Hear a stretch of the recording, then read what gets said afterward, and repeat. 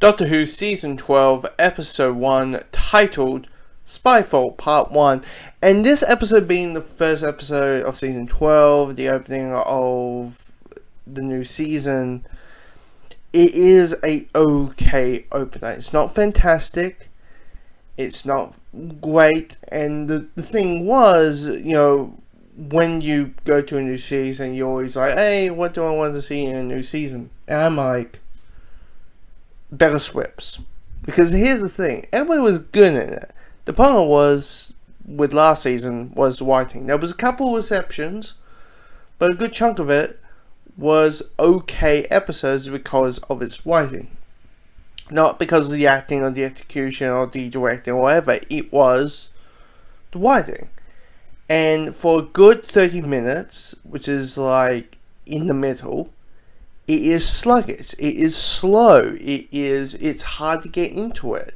The villains are cookie cutter. They want the universe. Why? Because.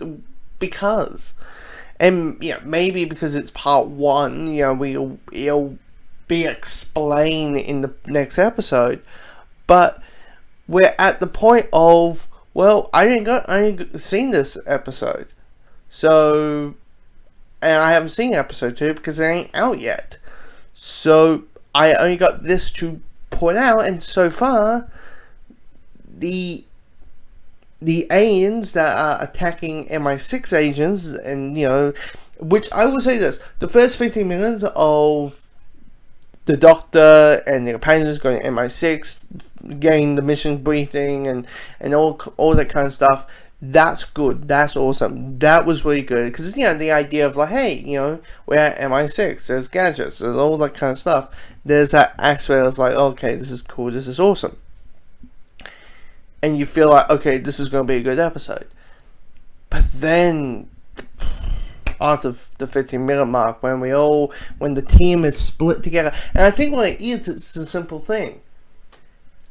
The team works well when it's all together. When you're in its all separate side quests, it just becomes uninteresting. You want to see them together. But yeah, I just felt that it has some pacing issues. Now, here's the thing, the last 15 minutes picks up, where we are at a casino, or party, a casino gambling party game thing. We get a cool action scene, and then we got the ending, which I am going to spoil right now. So if you haven't seen the episode, see you next week kind of thing. See you on Sunday. The reveal is that this character named O is the Master. And when he showed up, I was like, oh, okay, you got my attention. You gave me have this okay, story to revealing, knowing it is the Master. What is he planning? What is this? What is that? The performance, the introduction performance, knowing this character is now, the Master. When he revealed himself as the Master, it did feel like very, cartoony, but entertaining, cartoony.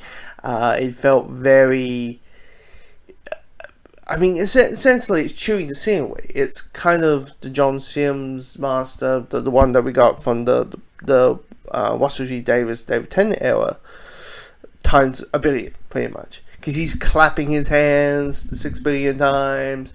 He's screaming. He's laughing and giggling, all that kind of stuff. He's kind of like what Moriarty was in that short scene of Sherlock. He was just doing every over the top villain thing, and that's what this version of the Master is. But you are intrigued. You are like, holy shit, it's the Master. How the Doctor reacts to that news is fantastic, and all kind of stuff. And it does give you a cliffhanger that reveals, that lets you kind of being invested over it. So yeah, it is suffer that this episode is just okay with a good first and third act. But the second act of this episode is just drag to the point of like, can this picked up? And by the end of the story, by the end of this episode, it did, with